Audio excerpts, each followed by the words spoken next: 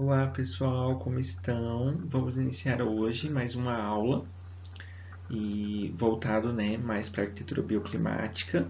E o assunto de hoje será a carta psicométrica, que é uma ferramenta, um gráfico muito importante que a gente tem que saber interpretá-lo, para saber propor estratégias bioclimáticas condizentes com uma determinada região, uma determinada cidade. Então, hoje a gente vai focar a nossa concentração nesse assunto. Então, a carta psicométrica ou a carta bioclimática, ela surge ali a partir dos irmãos Ogiai, que eles utilizam-se de conceitos, básicos que envolvem o clima e o conforto, e a partir disso pode-se compreender a importância da bioclimatologia aplicada à arquitetura, né? Então, os irmãos Ogiai, que inclusive essa figura que está aqui nesse slide, é a capa do livro deles, né? O livro que eu tenho aqui, inclusive, que é aquele que eu já apresentei no final para vocês, que é o Arquitetura e Clima, que é bem interessante, inclusive, né? Recomendo super. E eles relacionam quatro conceitos principais, né? A climatologia, a biologia, a arquitetura e tecnologia, para uma construção ideal assim de edificações que se relacionam com o espaço e com o contexto climático aonde ele está sendo empregado, onde essas edificações estão sendo construídas e projetadas, né? Então agora vamos falar um pouco dessa carta psicométrica que foi desenvolvida pelos irmãos Ogiai, né? Ela foi desenvolvida na década de 70, que é essa carta aí, essa figurinha aí bem interessante, na década de 60, desculpa. E eles aplicaram a bioclimatologia na arquitetura considerando o conforto térmico humano e criaram uma expressão do projeto bioclimático, né, que é tão utilizada, inclusive a gente utiliza também na nossa aula como um conceito assim super relevante para a nossa área. E daí, né, nesse gráfico ele foi proposto, hoje é um gráfico que essa carta ela é mais ela sofreu algumas alterações ao decorrer do tempo, mas nesse gráfico aqui eles proporam, né, inicialmente é, no eixo X a umidade relativa do ar e no eixo Y ali a temperatura do ar, né, de bulbo seco, aonde a 21 graus Celsius aqui e mais ou menos uma umidade relativa do ar iniciando ali até 30%, terminando ali nos 90%, a gente teria a pessoa em conforto, né? Que é esse bonequinho deitado aqui nessa zona azul. Então ele estaria na zona de conforto dele. Ali esse 21 tem variação ali do 21 aos 29, sabe? E uma coisa interessante nesse gráfico também que a gente pode perceber é que quanto mais a gente vai aumentando a umidade relativa do ar e aumentando a temperatura, tá vendo aqui que a gente está aumentando e a umidade relativa do ar também está aumentando, a gente diminui essa zona de conforto, fica mais estreita. Então esse gráfico nos mostra isso. E além disso, né, uma coisa importante aqui no gráfico nos mostra é que abaixo de 21 graus é interessante a gente aplicar estratégias que evidenciam a radiação solar para aquecer os ambientes e acima disso que a gente aplique sombra, né, para tentar minimizar esses ganhos térmicos provenientes da radiação solar, né? Então, de criar barreiras, né, dessa radiação direta na edificação. E além disso, né, acima dos 21 graus, a gente pode considerar também a umidificação do ambiente, a ventilação natural, para melhorar essas condicionantes. Então, eles propuseram, né, os irmãos Ogiai, essa carta aí simplificada. Aí, a partir disso, já agora em 1991, Givone, que é um arquiteto israelense, inclusive, ele desenvolve a carta psicométrica, que é a atual, que a gente estuda bastante, onde ele se apropria de conceitos da termodinâmica e também ele faz uma revisão aprofundada do trabalho desenvolvido pelos irmãos Ogiai para traçar estratégias bioclimáticas, né, passivas para edificações. E a partir disso ele inicia uma relação de aplicabilidade, né, dessas estratégias já direcionadas ao projeto de arquitetura E ele também traz outras estratégias que os irmãos Ogier ali não cita e não especifica tanto. Então agora, para a gente entender melhor como funciona essa carta psicométrica, como a gente pode interpretá-la, né?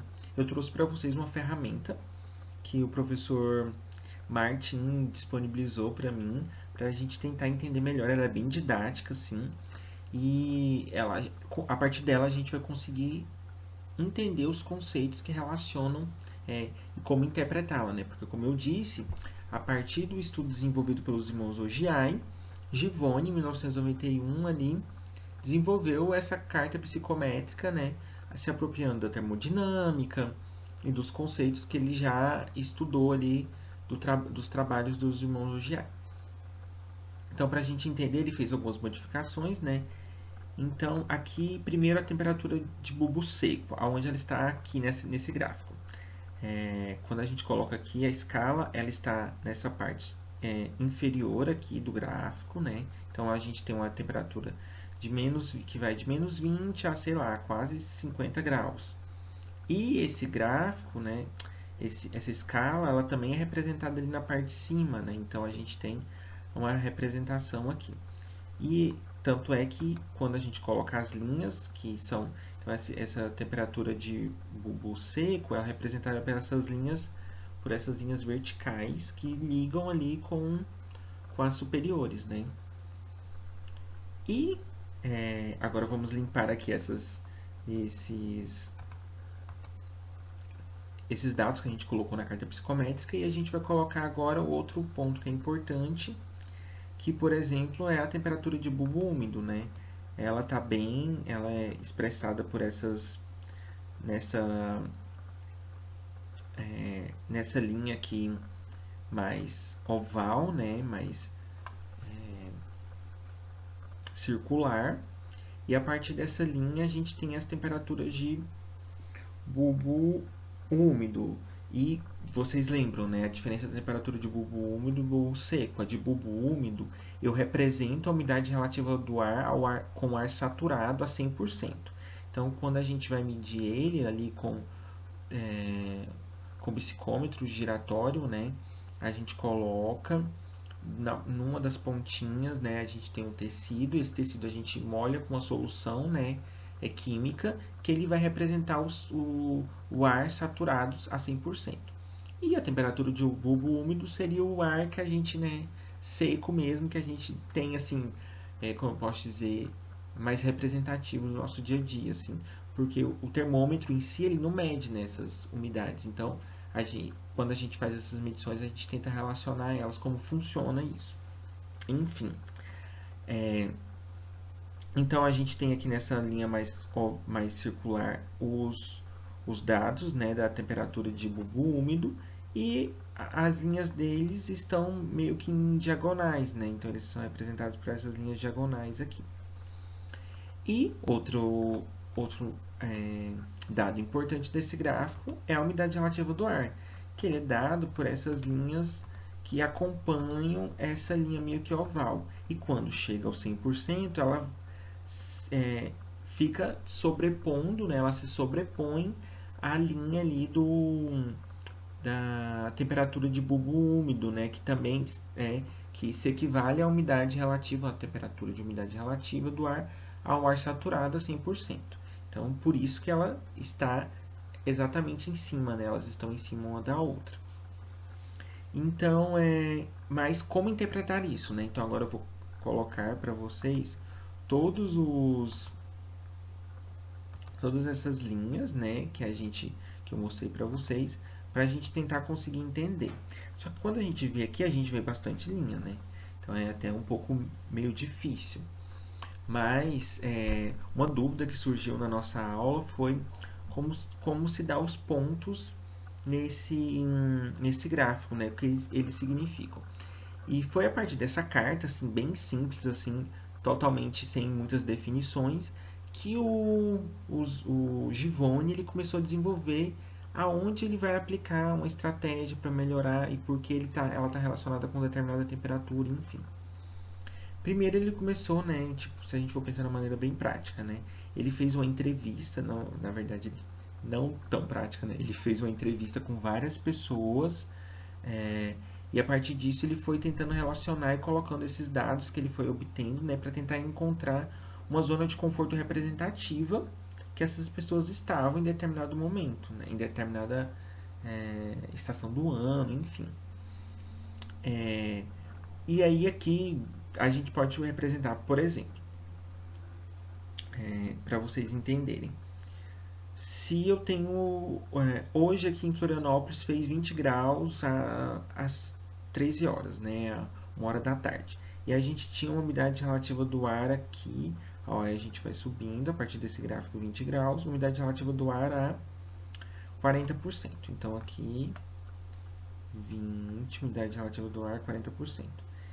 Aqui eu vou dizer que eu nesse momento eu estava em conforto térmico. Então, inclusive, vou até colocar uma bolinha verde para dizer que eu estava em conforto térmico. Então, eu venho aqui, umidade relativa do ar a 20%. Quando eu venho, eu subo aqui já agora apontando para a temperatura de bulbo úmido, que seria ali, né, a outra temperatura que a gente tem em cima desses dados que a gente obteve, a gente tem uma temperatura ali abaixo de 20 graus. Então, quanto menor for a umidade relativa do ar, e a temperatura de bulbo úmido também vai ser menor. Então, por exemplo, se eu subir aqui a 20 graus Celsius e for colocando a umidade relativa do ar, sei lá, a 90%, eu já tenho quase 19 graus Celsius ali de umidade, de temperatura de bulbo úmido. E quando eu chegar a 100%, ó, 20 graus, chega a 100%, eu tenho 20 graus Celsius também na temperatura de bulbo úmido, né? Então, meio que assim, quando eu vou reduzindo a temperatura de bulbo úmido, né?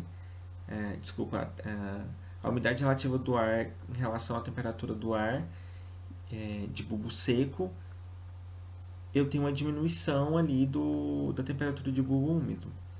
Enfim, mas só para vocês entenderem essa relação de como funciona a temperatura de bulbo úmido e a temperatura de bulbo seco. É porque envolvem conceitos da termodinâmica de calor latente, de calor sensível, que, que não são relevantes assim de ser conhecíveis para uma interpretação nesse caso, né? Mas só para vocês entenderem a relação de como surgiu esses pontos. Então ele foi entrevistando essas pessoas e ele foi colocando, né? Tipo, então a 20 graus com umidade relativa do ar a 50, a pessoa está em conforto. Mas, sei lá, a 15 graus com umidade relativa do ar a 30%, a pessoa já está em desconforto. E foi começando a surgir pontos, né? No caso aqui ela está desconforto para frio, então a gente coloca o azulzinho. Mas a uma temperatura 35 graus, com a umidade relativa do ar alta, sei lá, 60%, a pessoa está em desconforto. Também está em desconforto. Então, a partir disso, ele foi traçando e ele foi obtendo alguns pontos, né? Algumas áreas onde ele poderia ter as pessoas estariam em conforto, outras áreas onde ele poderia aplicar soluções para minimizar o frio, né, para diminuir o frio, ou soluções para diminuir o calor.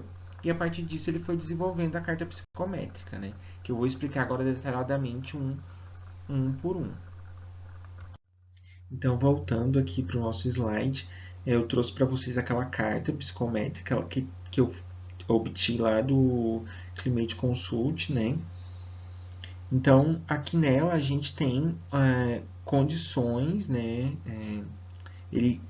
Delimitações das estratégias bioclimáticas adequadas para, no caso de Florianópolis, né? E essas soluções, elas variam tanto para soluções para diminuir o calor, quanto soluções para diminuir o frio.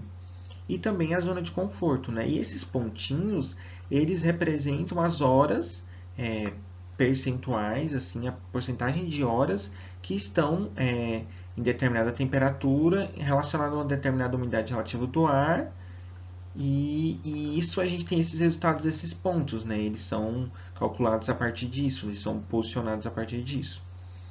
Mas, obviamente, eu vou mostrar para vocês mais para frente que não necessariamente vocês precisam fazer a interpretação desses dados da carta psicométrica utilizando-se desse gráfico, né? A gente tem outras soluções, inclusive o Projeti, que ele te dá resultados até mais ilustrativos. Então, não se prendam a esse gráfico para fazer o nosso trabalho, tá, pessoal? Só para deixar claro isso.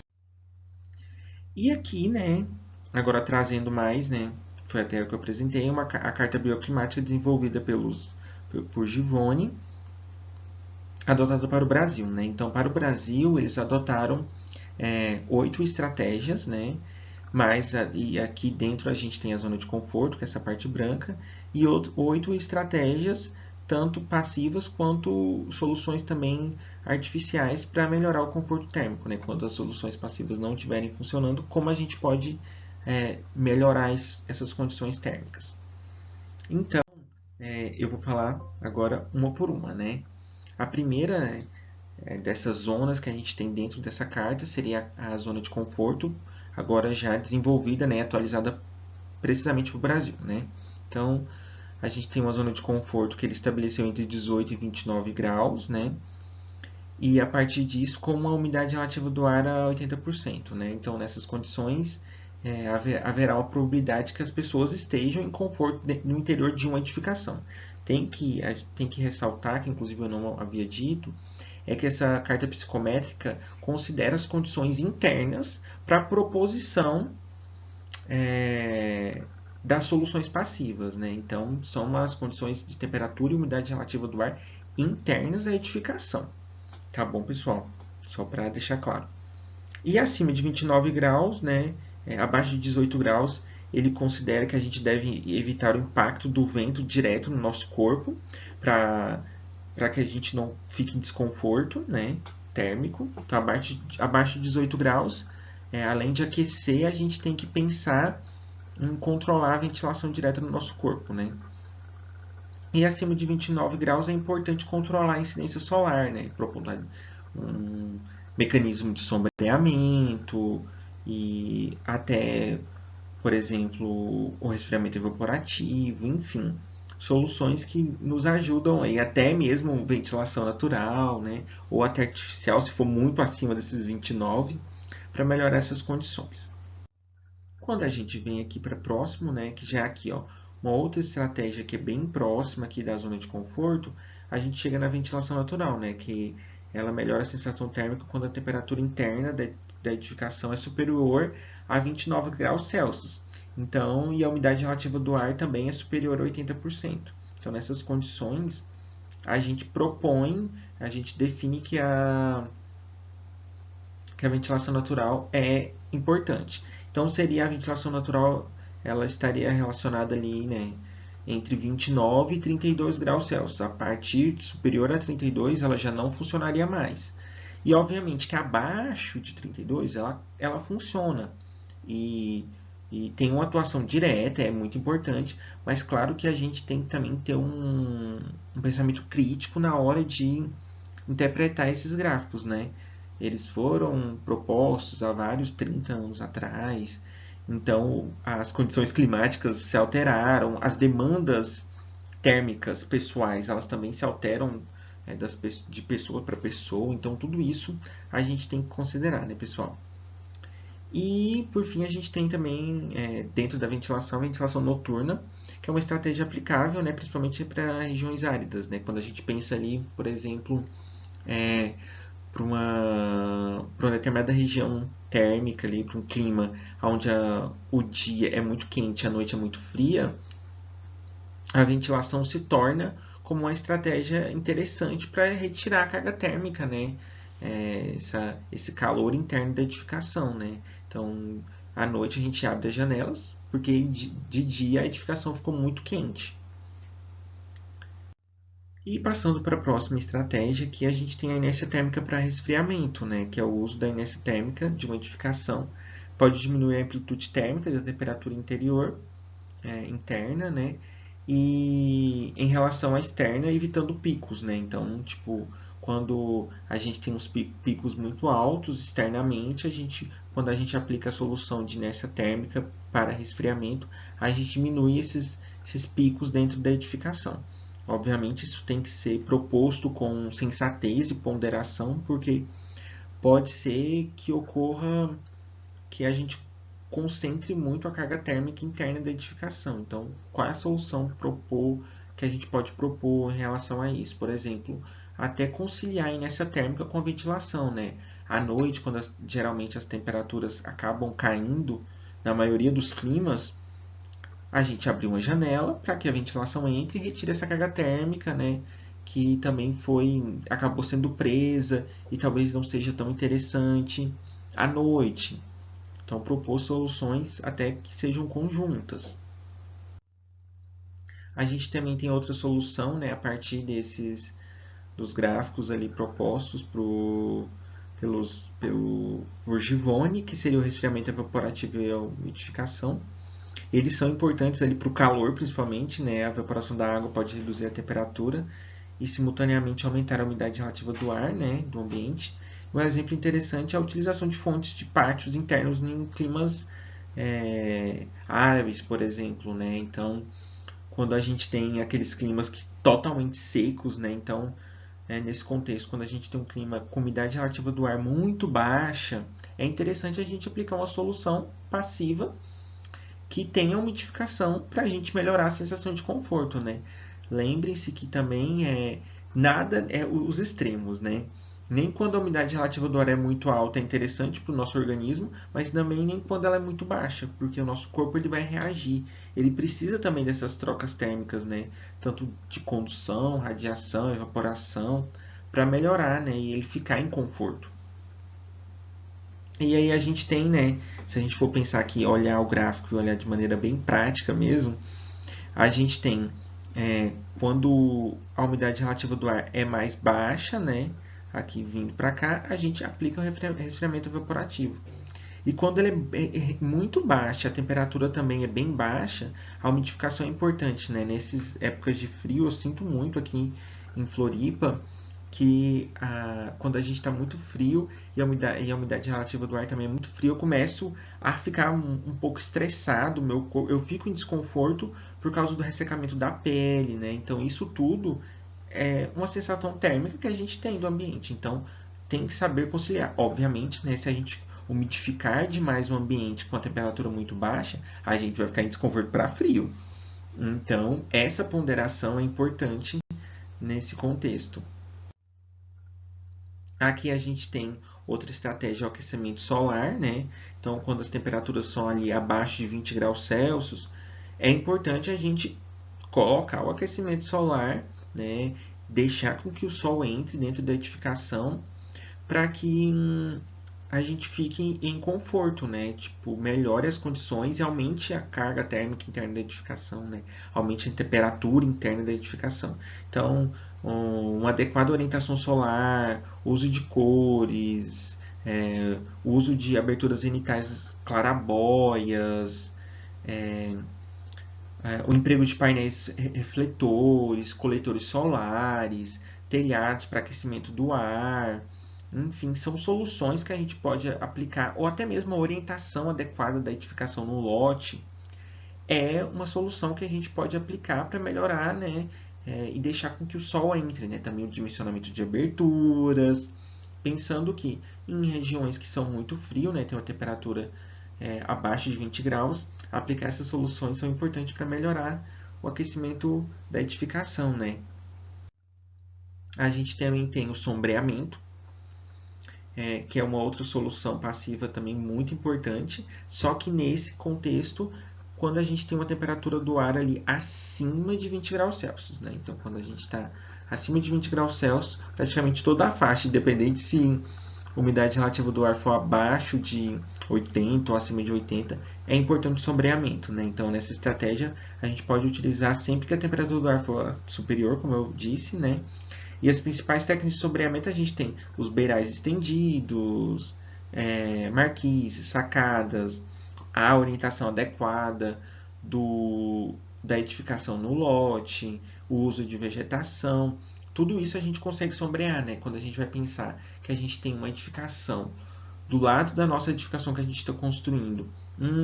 Será que essa edificação em determinado momento do meu lado, do meu vizinho, vai me sombrear? Ele vai sombrear, sim. Então, qual ano, né?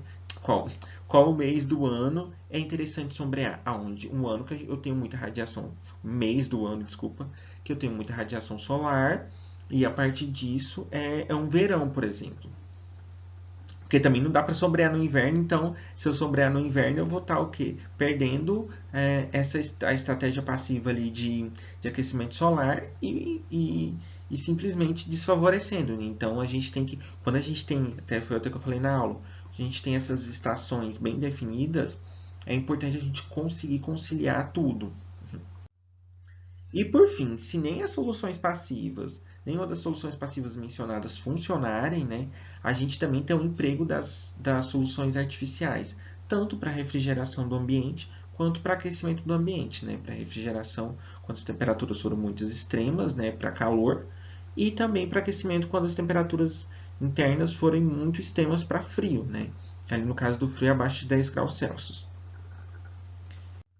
E a gente tem intersecções entre as estratégias, né? Por fim, zonas onde são indicadas o uso de conjuntos, são zonas, né, onde a gente indica conjuntos de estratégias para a gente tentar melhorar essas condições, né? Ali nesse caso desse desenho a gente tem a zona, o A seria ali essa zona onde é a intersecção entre ventilação natural e inércia térmica para resfriamento, onde tem inércia térmica para resfriamento mais resfriamento evaporativo, ali o B, essa intersecção aqui de B laranja. Já aqui o C, que seria esse marrom aqui, seria a intersecção entre as três estratégias ali que eu acabei de dizer. Então, a gente também tem que analisar essas intersecções. E essa foi a aula de hoje, pessoal. E os nossos livros utilizados foram o livro de eficiência energética e também o livro ali que eu mostrei para vocês no início da aula, Arquitetura e Clima dos Irmãos Ogier. Até mais, tchauzinho.